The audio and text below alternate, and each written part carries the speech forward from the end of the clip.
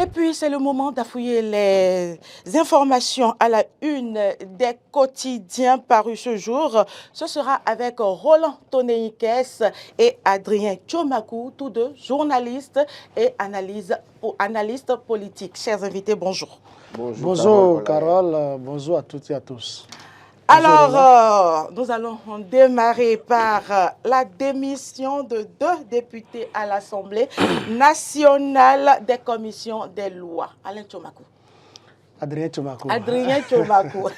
Oui, la nouvelle est tombée hier. Il y a 2 députés membres de la commission des lois qui ont jeté l'éponge pour convenance personnelle. Mais au fond, qu'est-ce qui peut expliquer cela? C'est la grosse interrogation. Est-ce que, bon, évidemment, les 2 députés sont membres du bloc républicain, du parti bloc républicain. Il s'agit bel et bien de Benoît Degla, du bloc républicain, et de Casimir Kokou, du bloc républicain. Et écoutez, on parle de la commission des lois. Cette commission qui est, je ne dirais pas convoitée par beaucoup de députés à l'Assemblée nationale, mais c'est une commission phare. C'est une commission qui permet je dirais, de légiférer. C'est une commission qui permet aux députés d'avoir un œil sur tout ce qui concerne les lois à légiférer. Je pense que ces 2 démissions donnent matière à réflexion et nous sommes en droit de nous interroger. Bon, a priori, nous pouvons dire, parce qu'il y a 2 situations là, il y a 2 situations. Quand on prend par exemple le cas de Benoît Degla, lui, on peut dire déjà qu'il siège à la Haute Cour de justice et que, bon, il est en train de céder sa place à peut-être quelqu'un d'autre pour qu'on ne parle pas de gourmandise. Parce qu'on sait déjà qu'à la Haute Cour de justice, c'est des millions qu'il doit brasser en tant que député qui siège là-bas. Et aussi, quand tu es vice-président d'une commission, que plusieurs commissions des lois, c'est que tu as aussi droit à plusieurs primes. Dans l'un ou dans l'autre cas, aucun texte, aucune loi n'interdit de cumuler les postes de commission ou de représentativité dans d'autres institutions de la République en tant que député à l'Assemblée nationale. Donc, Benoît Degla pouvait normalement continuer à occuper ce poste de vice-président de la commission des lois. Mais s'il arrivait à démissionner, on peut peut-être croire que Benoît Degla veut juste céder sa place à quelqu'un d'autre parce que, ça il faut avoir le courage de le dire, il y a problème au sein du bloc républicain. Il y a problème au sein du bloc républicain. Vous avez vu ce qui s'est passé et au lendemain des élections où on doit choisir des représentants, des maires, on doit choisir des maires, comment il y a eu bouleversement. Donc, il y a toujours cette tension qui continue de courir. Et si vous écoutez même les députés du bloc républicain, vous comprenez aisément qu'il y a problème et que Abdoulaye Biotchane n'arrive toujours pas à tout gérer. Maintenant, le cas de Casimir Kokou. Casimir Kokou, oui, Casimir Kokou, est-ce que Casimir Kokou occupe déjà un poste d'autre que celui qu'il occupe? La réponse est non. Maintenant, est-ce que ce n'est pas une manière de demander à Casimir Kokou de démissionner pour qu'on le trouve mieux? C'est ça aussi la grosse interrogation. Mais est-ce que ce ne serait pas bien qu'il obtienne ce qu'on veut lui offrir d'abord avant de démissionner, comme Benoît Degla est d'abord assis de l'autre côté de la Haute Cour de justice avant de démissionner ici? Donc je pense que le problème est plus profond. Quand des gens démissionnent pour convenance personnelle, ça veut dire qu'il y a malaise. Ça veut dire qu'il y a quelque chose qui ne colle pas. Ça veut dire qu'on est en train de nous casser quelque chose. Une chose est claire, nous avons tous constaté la démission et nous sommes libres de faire des commentaires. Peut-être que la première autorité du bloc républicain, je vais parler du président Abdoulaye Biotchane, pourra monter au créneau dans les tout prochains jours pour mieux nous élucider sur le dossier. Mais nous constatons que la démission est consommée.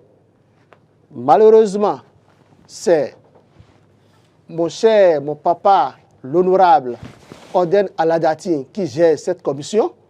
Et beaucoup de choses se disent depuis hier sur les réseaux sociaux, mais je pense que les gens sachent raison garder, que les gens ne pensent pas toujours que c'est parce que c'est telle personne qui est en train de gérer cette commission que ça pose problème. Ça ne doit pas être ainsi. Et je pense quand même que l'avenir va nous donner raison. Alors, Roland Tonneikes, qu'est-ce qui pourrait justifier en réalité ces 2 démissions à l'Assemblée nationale? Écoutez, la mouvance présidentielle déroule son plan depuis 2016. Personne ne les a empêchés de dérouler leur plan. Et donc, quand on dit que c'est les députés de la mouvance présidentielle qui démissionnent d'une commission, moi, je n'ai pas de débat à faire là-dessus. Je suis sûr qu'ils sont en train de préparer un autre coup. Et écoutez, ne nous leurrons pas. Quelle pourrait être je vous dis simplement, écoutez, je vais vous dire simplement. On a dit commission des lois.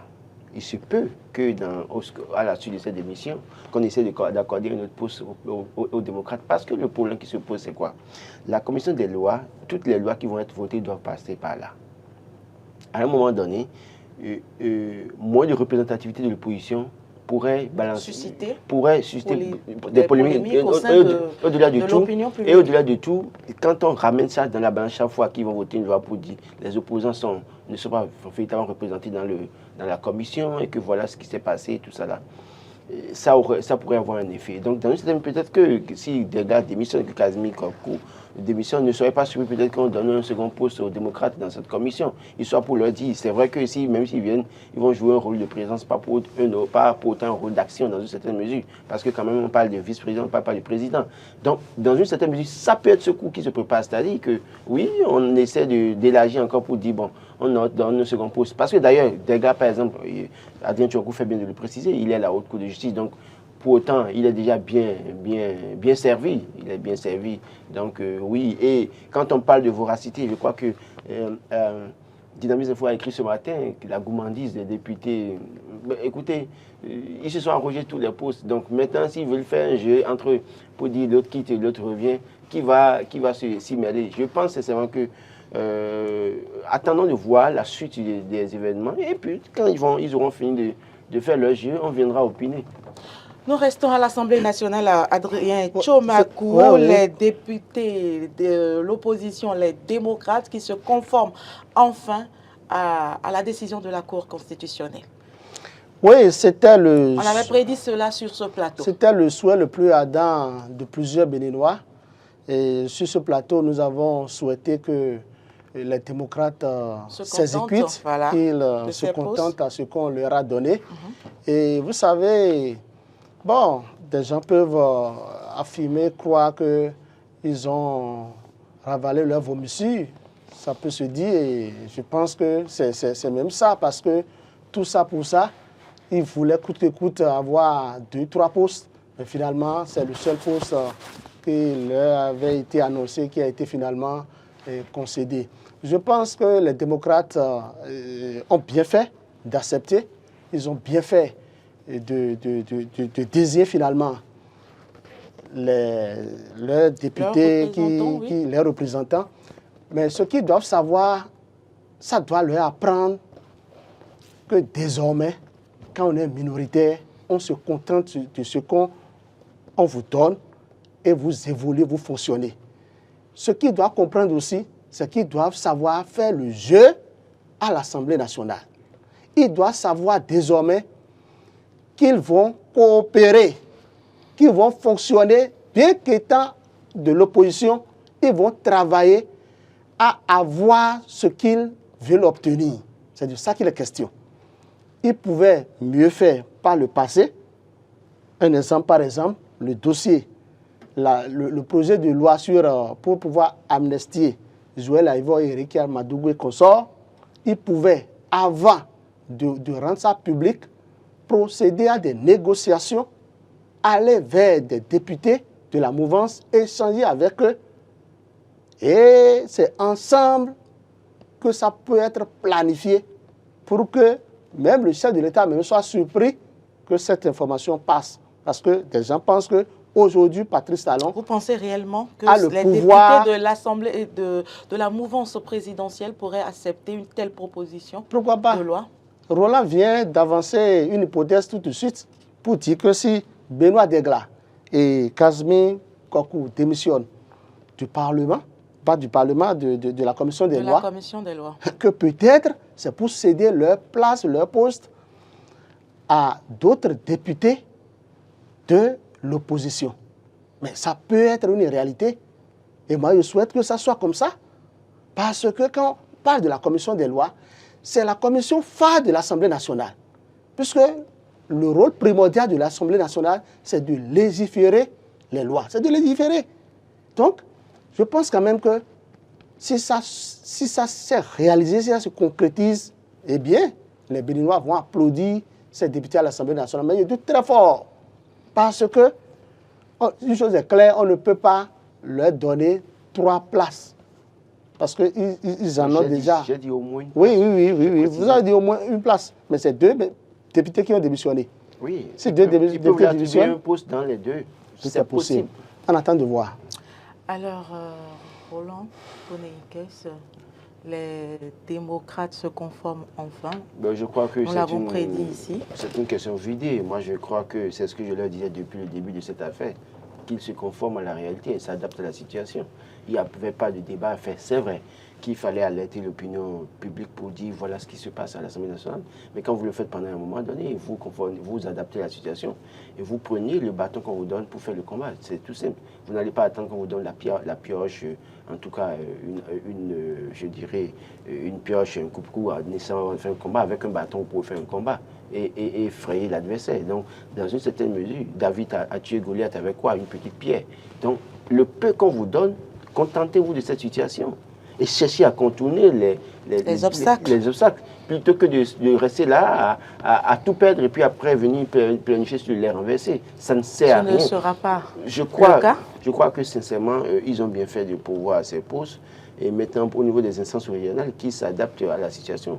Parce qu'avoir tout au moins un député au niveau de la CEDEAO, au niveau de l'UEMOA, au niveau du comité interparlementaire de l'UEMOA, tout ça là, avoir au moins un seul député, c'est quelque chose parce que ce député serait mieux informé, en tout cas serait au parfum des événements, pourrait relayer les informations et en même temps, parce que la CEDEAO, l'UEMOA, le CIP, le comité interparlementaire de l'UEMOA, ces instances existent pourquoi? Quand il y a un problème au niveau des parlements, vous saisissez ces instances régionales pour vous plaindre. Donc, si vous n'avez personne là-bas pour relayer ce que vous avez comme situation ici, comment est-ce que vous voulez régler les problèmes? Donc, j'insiste sur le fait que oui, il doit faire l'effort d'aller pouvoir à ces postes au niveau des instances régionales, plutôt que d'attendre encore que les autres aillent saisir la Cour constitutionnelle. Ça ne sert à rien. Donc, la réalité est là. Quoi qu'en soit ce qu'ils feront, pas évident qu'ils aient raison dans une certaine mesure. Parce que ils sont minoritaires, mais malheureusement, il se trouve que les gens les confondent, leur minorité, avec leur second bras, en réalité, qu'ils estiment que c'est encore une minorité. Et donc, du coup, on partage les postes et on ne les laisse pas seuls prendre ce qu'ils doivent prendre. Donc, la réalité est là. Il faut s'adapter à la situation, continuer le combat tel que ça se présente. Et pour finir, je reste avec vous, Roland, à l'Assemblée nationale, le président Louis Vlavonou honoré. Oui, Louis Vlavonou est honoré. C'est vrai qu'au-delà de tout, je ne suis pas d'accord avec lui, tel que ça s'est passé avec la 8e législature. Grand officier de la paix. Oui, je ne suis pas d'accord pour autant avec lui, avec la manière dont la 8e législature a été conduite. Mais je découvre en lui une personnalité, en tout cas, assez calme. Assez mature. Assez calme, assez mature. Pour le moins que je puisse dire, c'est que je sais que ça n'a pas été pour autant, en tout cas, tout n'a pas été pour autant rose entre lui et le chef de l'État pour la 8e législature. Il est arrivé que lui, président de l'Assemblée nationale, refuse certaines choses, ce que les Béninois ne savent pas. Moi, au moins, j'ai cette information qu'il y a des choses qu'on a demandé à faire que lui Vlavonou a refusé. C'est d'ailleurs qui a fait qu'à un moment donné, au niveau de l'Assemblée nationale, au cours de la 8e législature, il y avait 2 camps. Il y avait déjà ceux qui voyaient déjà Chirac Donossi succéder à Louis Vlavonou et d'autres qui suscitaient encore d'autres personnes dans l'ombre. Il y avait plus des divisions déjà qui sont au niveau du Parlement. Mais je crois que, par la foi des choses, la Providence a souri, il a été reconduit à la tête du Parlement. Et je le dis toujours, s'il doit continuer à sortir, et à bien faire les choses et sortir par la grande porte, qu'il aille regarder comment est-ce que Adrien Bédié a dirigé l'Assemblée nationale, comment il a fini. Adrien Tchombako. Vous savez, quand vous faites bien, vous êtes toujours récompensé, tôt ou tard. Moi, je pense que Louis Bémeno Vlavonou Béounou, Flavonou, c'est une valeur pour la République, c'est une valeur pour le peuple béninois et nous devons l'encourager. Si il reçoit cette décoration, c'est parce qu'il le mérite. Il le mérite et partout, il sera fier des actes qu'il a eu à poser au Bénin à l'Assemblée nationale. Vous savez, hier, si vous suivez Louis Béounou, Vlavonou, quand les députés Benoît Degla et Casimir Kokou ont déposé leur démission, mais il s'est inquiété. C'est ça, c'est le rôle d'un père de famille. Un bon père de famille, c'est de ça qu'il est question. C'est quelqu'un qui prend la paix. C'est quelqu'un qui met tout en œuvre pour que tout se passe très bien. Et vous devez constater que même si depuis les 5 mois que les commissions des lois n'ont pas été constituées au grand complet, Vlavonou, le président de l'Assemblée nationale, essaie quand même de fonctionner à pas de caméléon. Et il met tout en œuvre pour qu'il n'y ait pas, même s'il y a des débats houleux, qu'il n'y ait pas des invectives à l'Assemblée nationale. C'est de ça qu'il est question. C'est quelqu'un qui a sa tête sur ses épaules. Et je pense que nous devons l'encourager à continuer ainsi. Moi, je suis très content d'être informé de cette distinction. Et je l'encourage et je pense quand même qu'il va toujours rester droit dans sa botte pour pouvoir assumer la responsabilité que le peuple béninois, que les députés l'ont confiée à l'Assemblée nationale. Nos félicitations une fois encore Pas le pouvoir, c'est les députés. Les députés de l'opposition ont voté pour Béounou Vlavonou, président de l'Assemblée nationale. Ça avait suivi les décomptes. Même s'il y avait... Nous allons continuer, nous allons continuer, pas de polémique autour. On félicite le président de l'Assemblée nationale et nous irons à l'université d'Abomey-Calavi où on interdit désormais les cadeaux ou les présents aux membres de jury à la fin des soutenances ou des thèses. Je suis très content de cette décision du rectorat. Mais écoutez, parfois, j'ai suivi hier des soutenances où l'impétrant était tellement gêné de ce qui manque, peut-être une petite une bouteille de vin dans le lot à remettre, dans les cadeaux à remettre aux membres du jury. Mais c'est quoi ça? Et il y a même des professeurs que j'ai vus se fâcher parce que dans leur cadeau, le sac qu'on leur a donné là, il manquait des choses. C'est quoi? Mais c'est devenu... écoutez, je ne sais même pas comment je vais expliquer ça. Non. Mais c'est une manière d'être reconnaissant. Vous êtes payé pour ce que vous faites, vous êtes enseignant, vous avez un salaire. Vous n'avez pas besoin de ça. C'est se rabaisser ça. Je crois que le recteur Avlessi, qui a pris des décisions assez, comment vous appelez, polémiques par le passé, que je ne partage pas, mais pour cette fois-ci, je suis d'accord avec lui. Ah non, je crois qu'il faut arrêter ça. Un procès d'université ne peut pas être résumé à un sac rempli de amuse-bouche, bouteilles de vin, sandwich emportés. Il ne peut pas être réduit à ça. Que les enseignants aussi se respectent. Quand vous finissez la soutenance, là, vous avez des primes. Vous êtes membre du jury. Vous avez des primes. Allez vous asseoir dans un restaurant. Mangez à votre faim. Faites-vous plaisir. Parce que parfois, vous prenez tous ces trucs-là aussi. Et parfois, quand vous donnez 12 à quelqu'un qui est minable, il va se plaindre pour dire que pourtant, je lui ai donné une bouteille de vin. Quelle bouteille de vin? Une bouteille de vin n'achète pas une autre à une soutenance. Que les gens le comprennent. Et d'ailleurs, même cette affaire où on veut faire soutenance, parents, tout le monde, toute la famille du village vient et on fait sandwich. C'est quoi ça? C'est vous-même qui vous tuez d'ailleurs parfois. Parce que l'oncle que Dieu a venu du village aussi, là, ces enfants n'ont même pas eu la chance de faire ça. Peut-être qu'ils n'ont même pas le BPC. Et c'est toi qui veux faire soutenance, sandwich avec boisson en canette à distribuer. Et c'est vous qui faites le show, Pourtant, même, toi-même, parfois, même, le gars même n'a rien dans la tête, parfois même. Ça a été arrangé pour qu'il se retrouve là. On lui a même écrit le mémoire. Donc, c'est comme ça, et vous pensez qu'il faut continuer à prévenir. Voilà des réalités. Hein, les gens, à l'université d'Abomey-Calavi. C'est que je crois que de plus en plus, nous prenons conscience dans ce pays. Parce que tous ceux qui sont ici, là, qui font ces trucs-là, ils voyagent. Ils sont allés étudier à l'extérieur. Ils ont vu ce qui se commence à passer. Il y a des gens qui ont leur doctorat à l'extérieur et qui n'ont pas donné même pas un petit biscuit de 25 francs à quelqu'un. Mais chez Mais eux, ici, il, ils exigent. il est membre du jury ou bien il est maître de mémoire et c'est lui qui exige qu'on lui donne le sac avec une bouteille de vin, avec un amuse-bouche, avec je ne sais quoi emporté. Et c'est ce qui est visible, parce que Oui. d'autres professeurs Non, exigent une somme. Si on pouvait assainir ce milieu davantage. Moi, écoutez, c'est vrai que... Surtout au niveau des thèses. Ils exigent des sommes avant de faire soutenir l'impétrant. Non, mais écoutez, somme, c'est même mieux.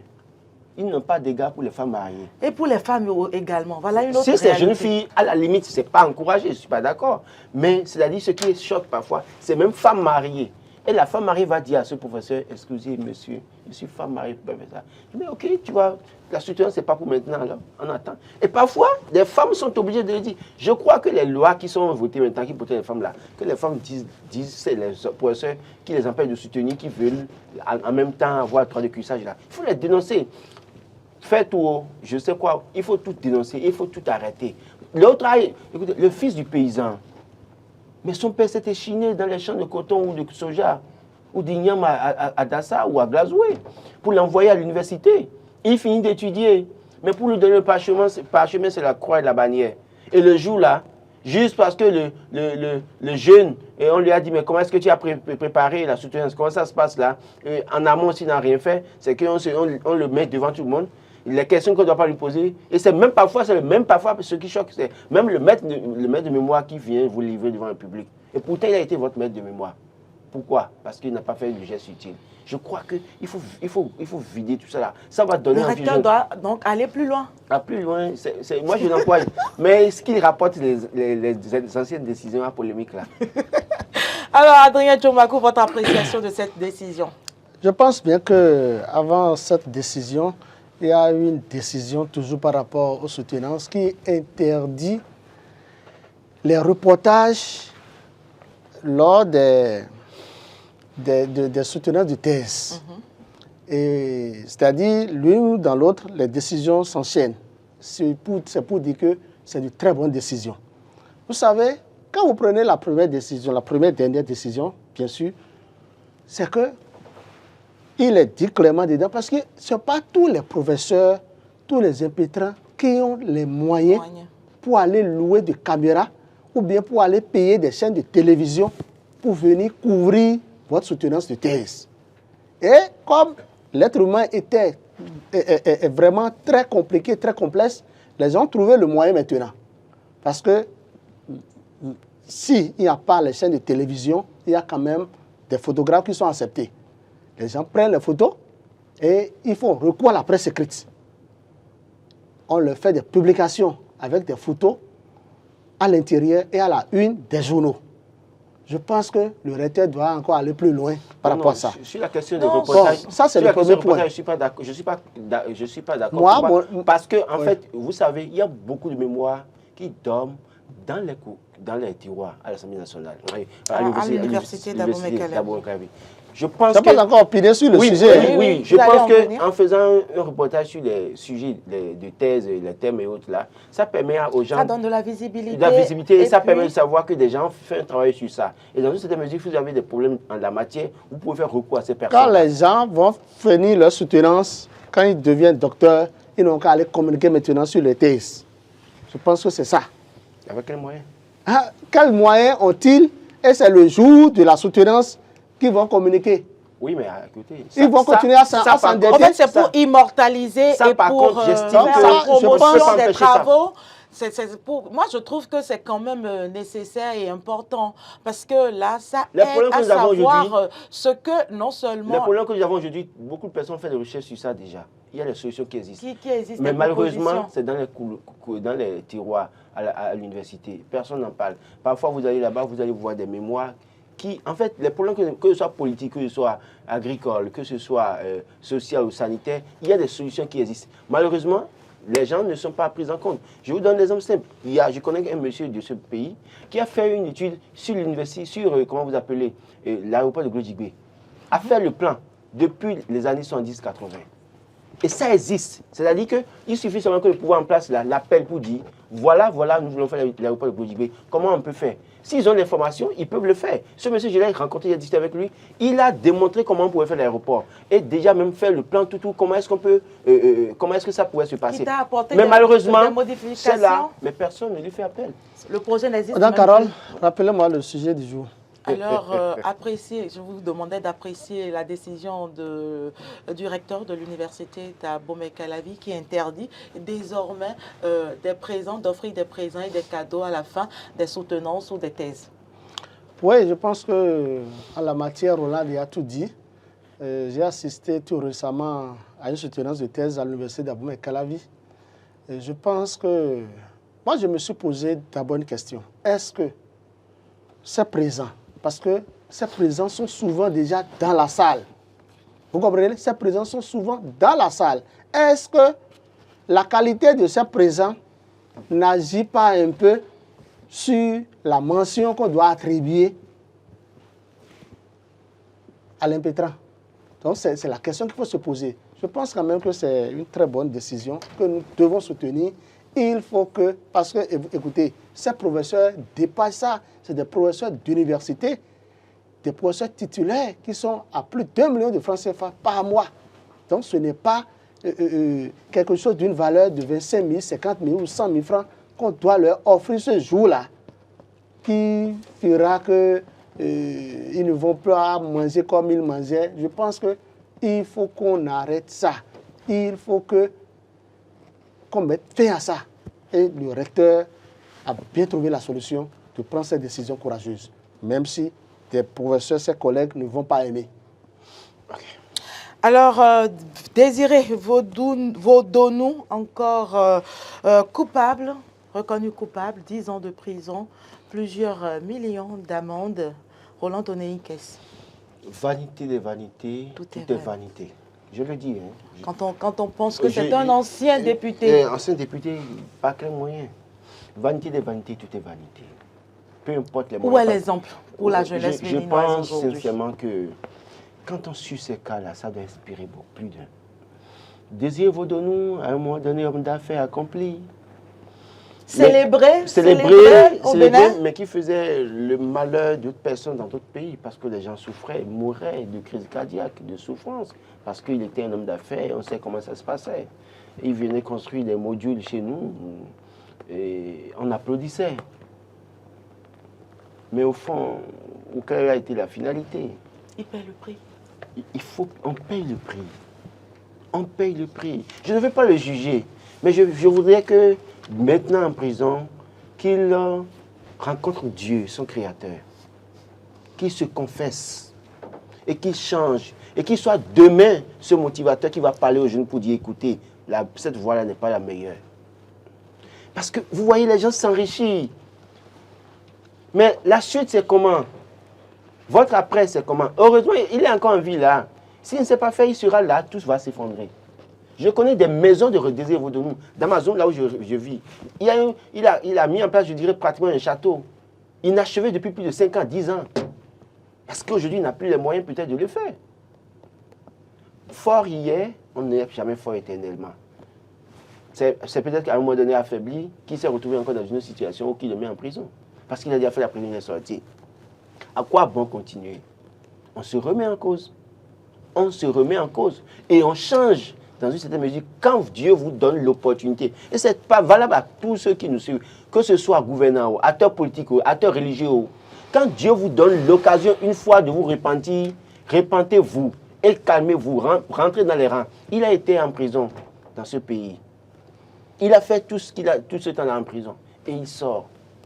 Il a des biens quand même qu'il peut vendre et vivre et continuer à vivre. Qu'est-ce qui peut le pousser encore dans une autre affaire au point où on lui donne 10 ans maintenant? Vanité des vanités, tout est vanité. Cherchons l'argent, mais ne soyons pas voraces derrière l'argent au point de poser des actes qui vont nous décrédibiliser à vie. Parce qu'on ne le veuille pas, on me dit ah oui que ses enfants sont à l'extérieur. Oui, ses enfants sont à l'extérieur, d'accord. Il a pu envoyer ses enfants à l'extérieur avec l'argent. Ok, oui. Mais qui sait comment ça va se passer demain? Parce que le bien acquis illégalement ne profite jamais. Ça finit toujours par exploser et vous êtes livré. Adrien Tchomakou. Moi, je ne partage pas du tout l'avis de Roland. Oui. Vous savez... C'est libre, hein? Non, non, écoutez, c'est relatif. Écoutez, Désiré Vodorou, il est en prison. Il a été condamné hier à 10 ans de prison. En plus, hein? Hein? En plus. Non, c'est 10 ans. C'est 10 ans de prison. Maintenant, ce qu'il faut dire, c'est quoi? Est-ce que jusqu'au moment où Désiré Vodorou est condamné à 10 ans, est-ce qu'il reconnaît les faits? C'est non. Il continue de dire qu'il est innocent. Mais Et il se remet à la justice divine. Donc, écoutez, je pense quand même que... 90% des coupables vous diront qu'ils sont innocents. Mais oui, du fait du moment où vous et moi ne sommes pas Dieu, c'est la justice, c'est notre justice, la justice béninoise, c'est la justice des hommes qui a condamné Désiré Vodorou. Mais lui dit qu'il se remet à la justice divine. Vous pensez que c'est la justice des hommes qui l'a condamné? Vous dites? Et les preuves apportées contre lui. C'est la justice Et les preuves, c'est pas les hommes qui sont au tribunal. Les autres ont eu certainement des éléments de preuve. Écoutez, l'acteur principal de ce dossier a été condamné à 20 ans de prison. C'est Aya Tondé qui a été finalement rattrapé. Mais il a fui et il a fait des confessions. Bon, oui, et c'est au regard de tout ça, il a reçu... Il est quand même impliqué. Il a écopé 20 ans de prison hier. Et Désiré a écopé de 10 ans de prison. Aya Tondé n'a jamais dit que Désiré Vodorou est innocent. Non, il dit que lui fait des affaires avec Désiré Vodorou. Désiré Vodorou dit que lui, il n'a pas fait d'affaires avec lui. Donc, le gars continue de dire qu'il est innocent. Et il se remet à la justice divine. Donc, je pense quand même que, bon, ils peuvent aller, comment on l'appelle, en cassation, on dit, non, ou bien, j'oublie même l'expression. Faire appel. Faire appel, il peut aller, Il pourra faire appel et gagner. Tout est possible. Parce que je pense qu'il doit avoir des avocats très rompus à la tâche. Ma prière pour lui, c'est que Dieu l'aide. Mais s'il sort de prison, si lui-même, il se remet déjà à Dieu et il dit qu'il est innocent, je pense que quand il fera l'appel, quand ses avocats vont faire appel, il va remporter. Je le souhaite vivement. Je lui dis du courage. Être en prison, ce n'est pas la fin du monde. Nous sommes tous des prisonniers ambulants.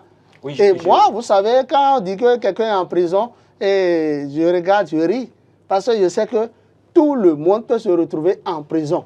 À tort ou à raison. À tort ou à raison, pas juste au même moment.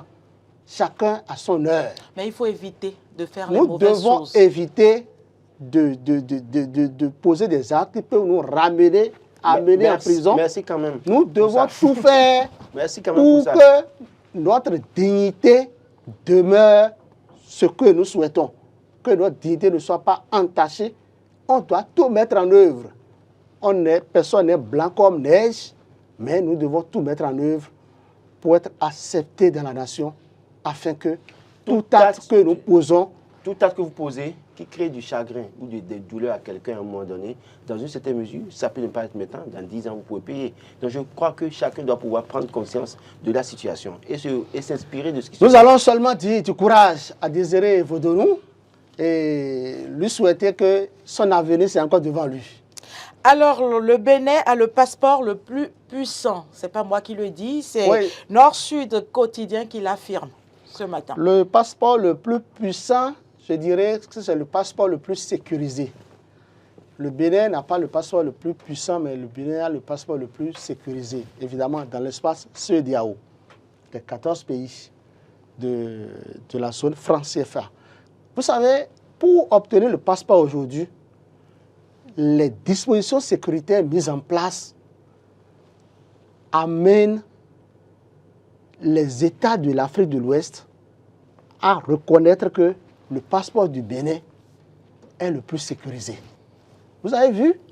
Maintenant, c'est en ligne, on fait les trucs. Et pourtant, on l'attribue à d'autres personnes. Non, on fait ça d'abord en ligne, et maintenant, au plan physique, tout se fait. Et il y a des contrôles sur des contrôles. On met 2 à 3 mois pour vous délivrer le seul passeport. Plus. Oui, oui. Aujourd'hui. Plus 6 mois même.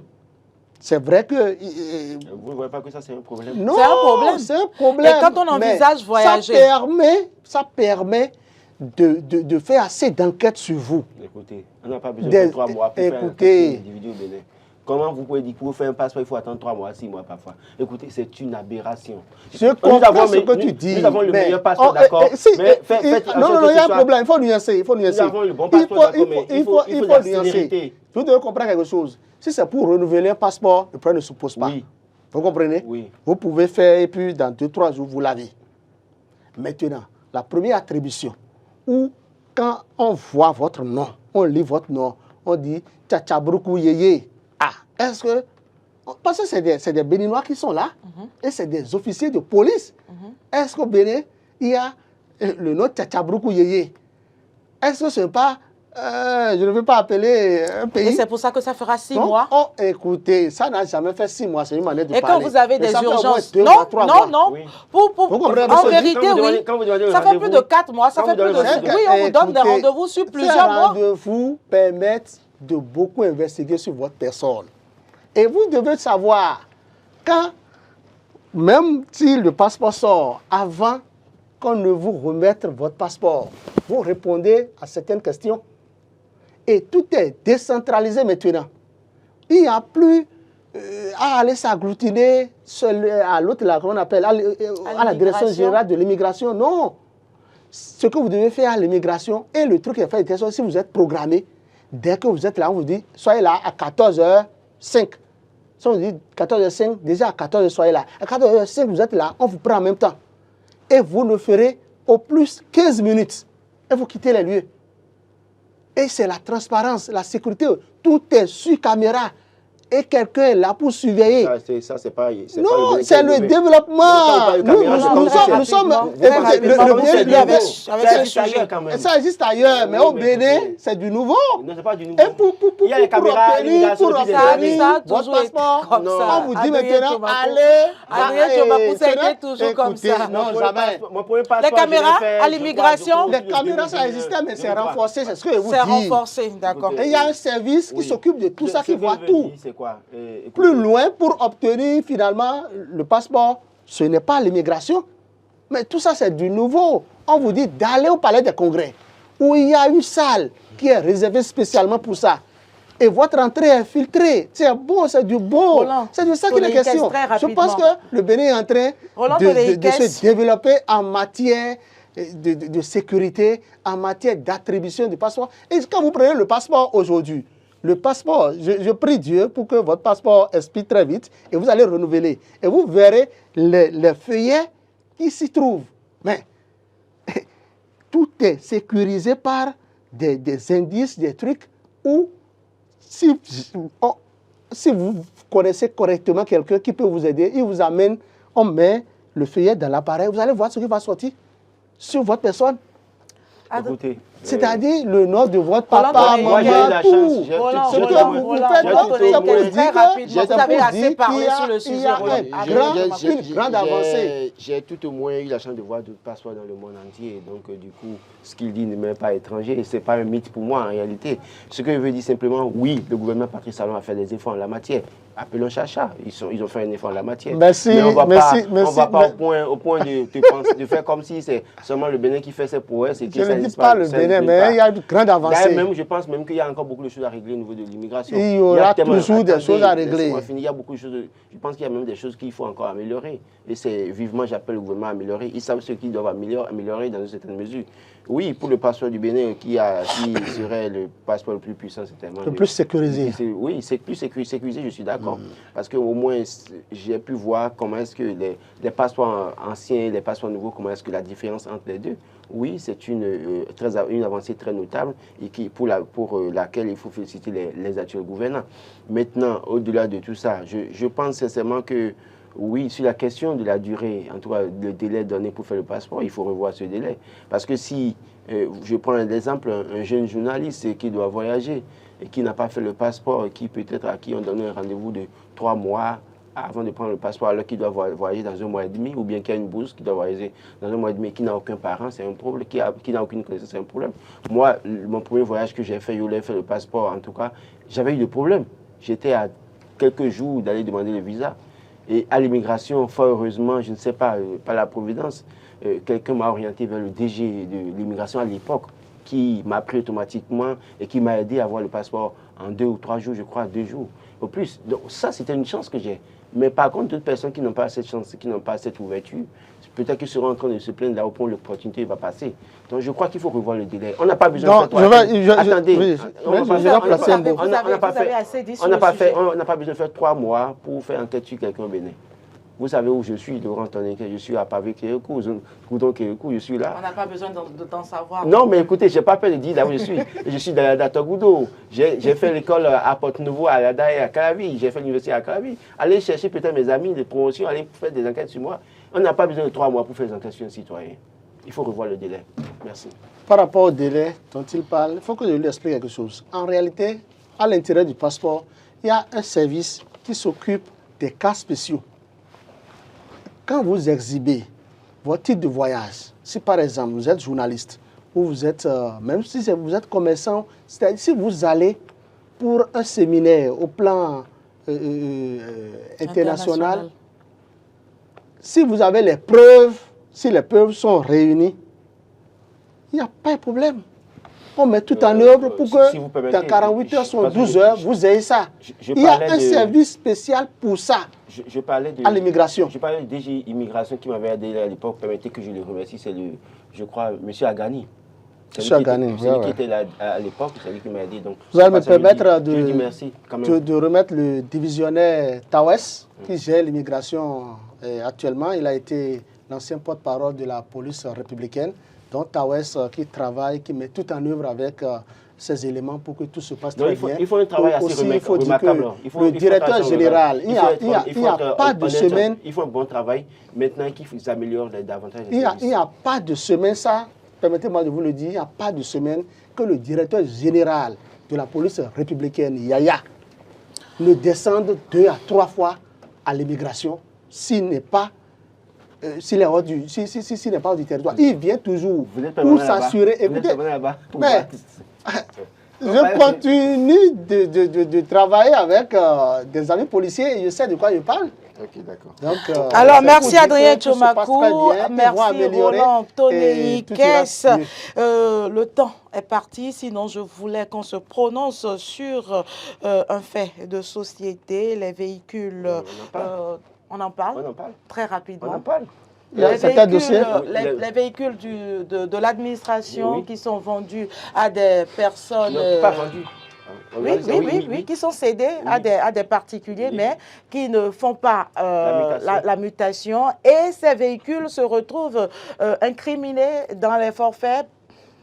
Quelle est votre analyse? Oui, j'ai pu voir il y a quelques jours un véhicule. C'est vrai que c'est le chef d'état-major qui avait sorti un communiqué pour dire tous ceux qui avaient acheté des véhicules de l'armée à un moment donné avaient un délai pour changer, pour faire la mutation.